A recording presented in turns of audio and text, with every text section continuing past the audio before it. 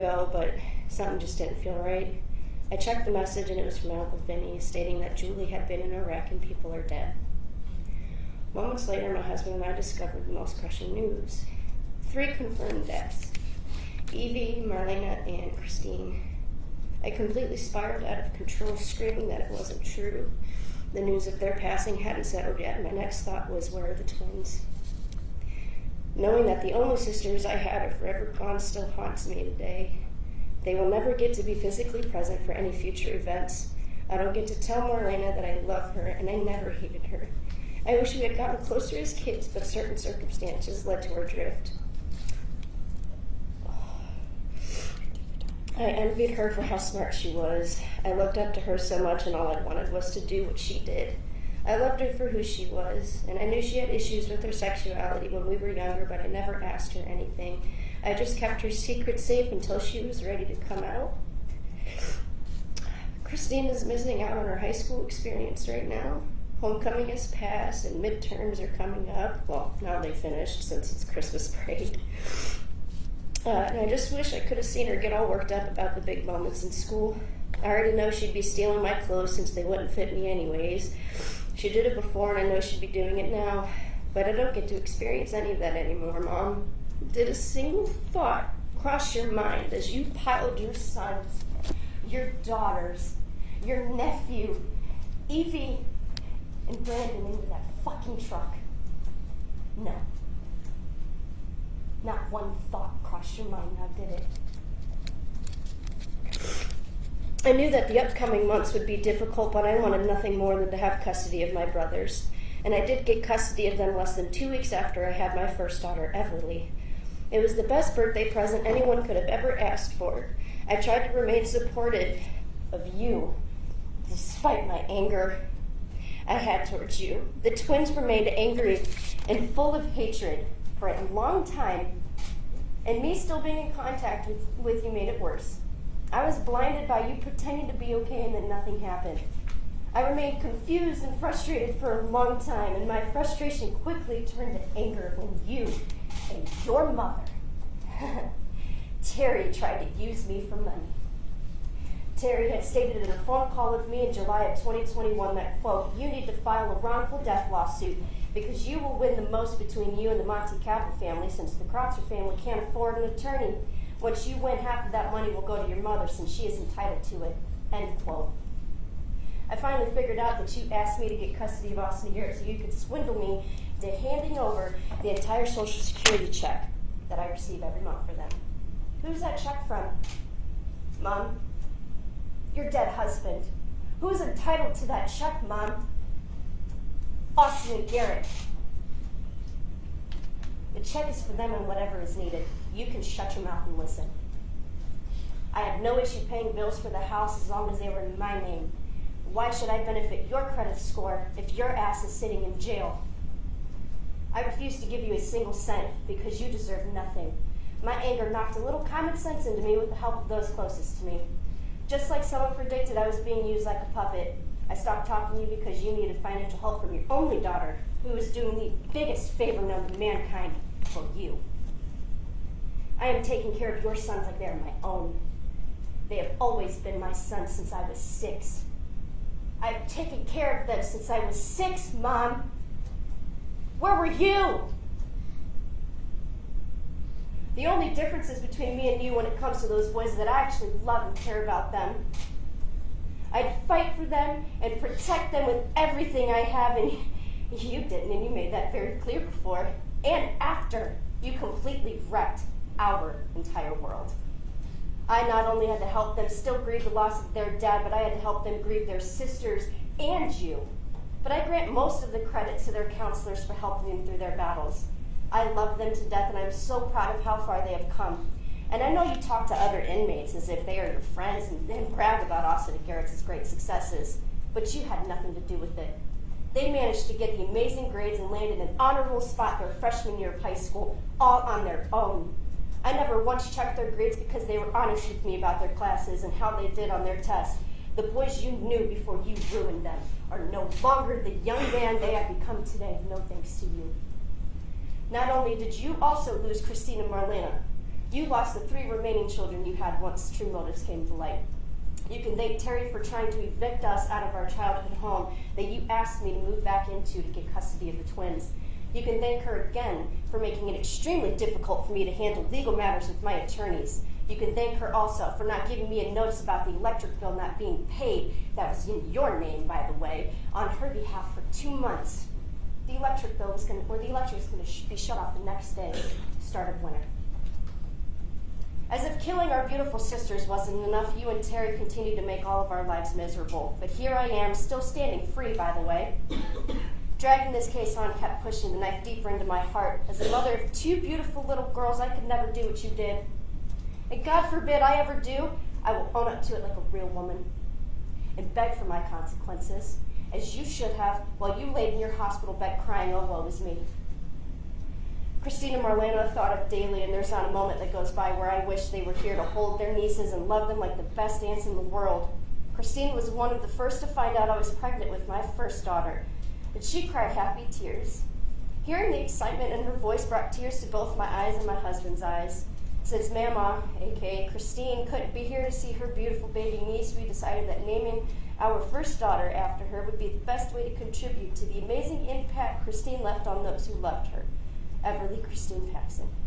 The list is endless with how I could contribute my love and grief for my sisters. There was an open casket viewing for Christine and Marlene, and that was just absolutely traumatic to witness. June 18th, 2020 was the last day I physically saw Christine. October 10th, 2020 was the last day she had talked to me. And December 30th, 2020 was the last time I saw her. I saw her, but my heart told me it wasn't her. What I saw broke me. I forced myself to believe that it was someone else with a distorted and mangled face lying in that casket. I unfortunately never became close with Marlena, but seeing her lifeless body, knowing we had loved and cared for each other, feels like a punch to my chest. These images will forever be burned into my brain, and it haunts me randomly through the day and the night.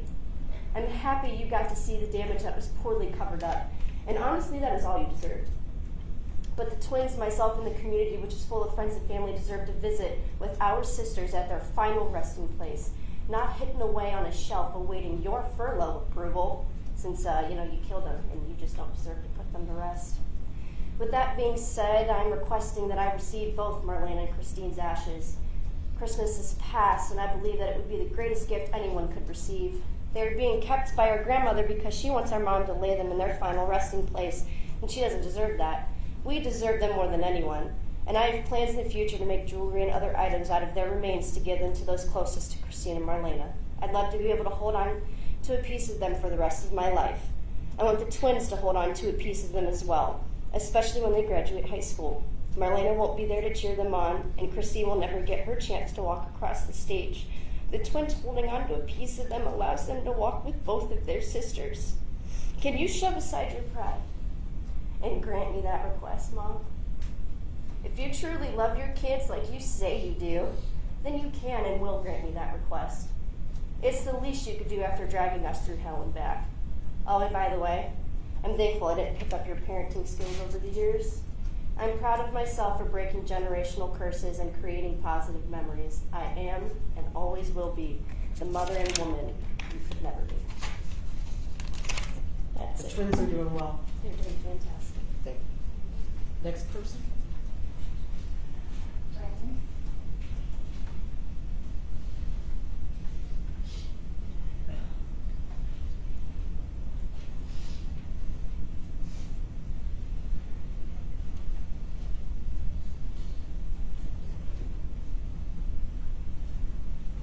Again, just state your full name, spell your last name for my court reporter.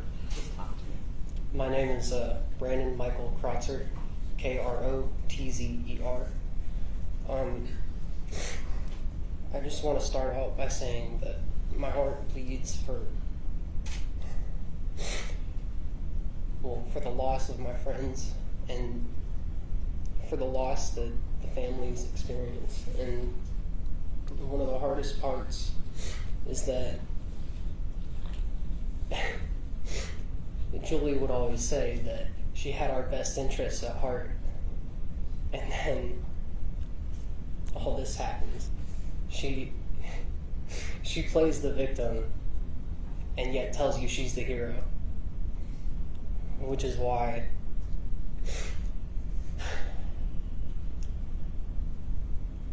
Julie's mom was texting Matthew trying to get me to talk about how Julie had taken me in after my mom had passed away, not 3 months before the accident happened. But I think that giving me a bed to fall in isn't much justice compared to the kind of hole that she's left in all of our hearts. And I never got an "I'm sorry" or an "Are you okay?" But on Christmas, I did get a "Merry Christmas" text from Julie. So, happy holidays. The next person. David?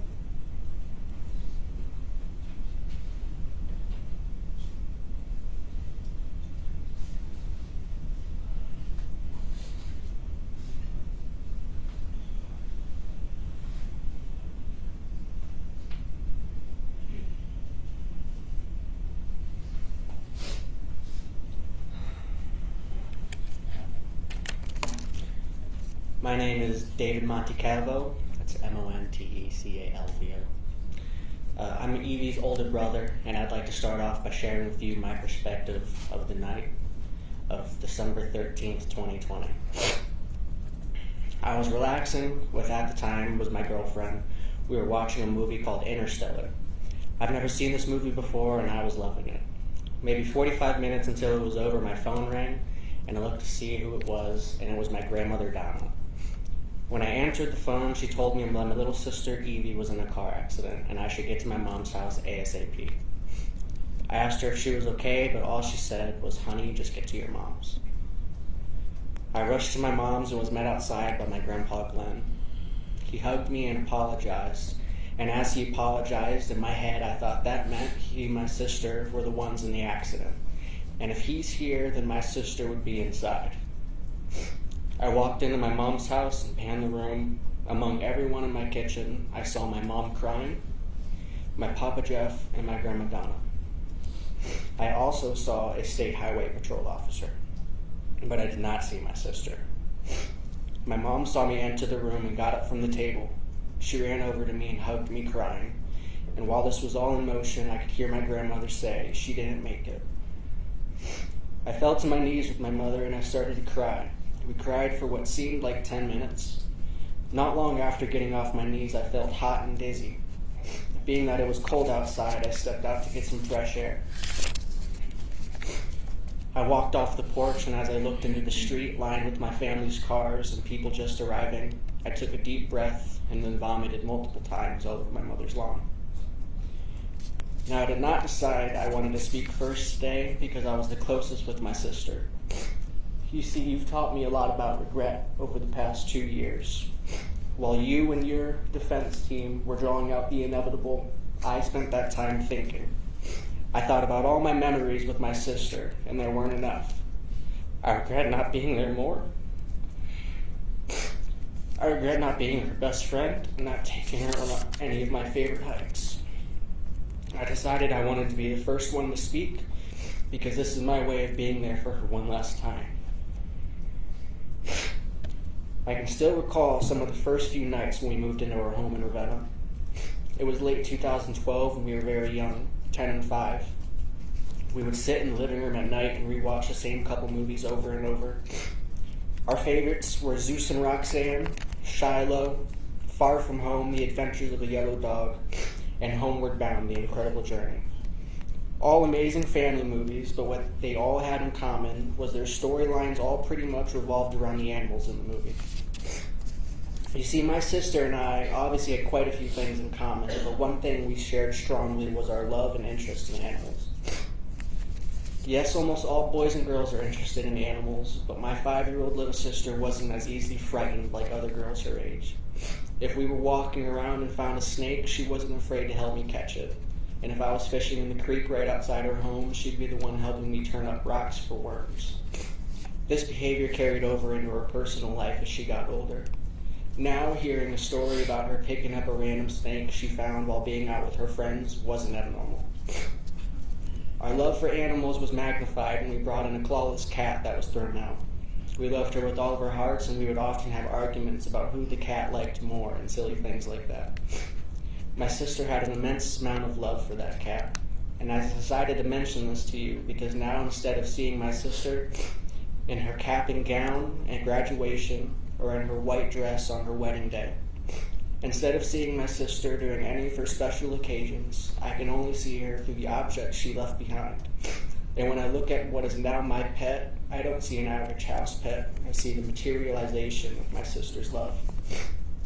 I will admit, growing up in a religious family, I always tried to understand the phrases like God's plan. Although I was never fully convinced in God, I kept attending youth group because of how I liked the people and how they carried themselves. I liked how they were always kind to others and looking to help people when they could. I wanted to live my life like that. I wanted to try to be more involved and understand, so I went to church camp during summer and winter vacations, and the topics were usually the same. Once again, I commonly heard God's plan being thrown around, and it's where I learned that God doesn't care what your sins are. As long as you ask Him for forgiveness, He will forgive you, and you'll sit next to Him and your loved ones in heaven. I sat the fence with religion, not knowing what side I really fit into. If I believed there is an all-powerful God who will show everyone His unconditional love, or if it was just a good way to live your life. Yes, I wasn't fully convinced in God or the heavens, but your actions made the deciding factor for me. Because I cannot understand how it would be a loving God's plan to kill my baby sister. How can a loving and just God sentence my sister to an early fate? I cannot understand how a God could forgive a woman like you, how He could look at you and all you've done, the lives you've taken, and forgive you. But I will say, even though I don't believe, I still talk to her just in case I'm wrong.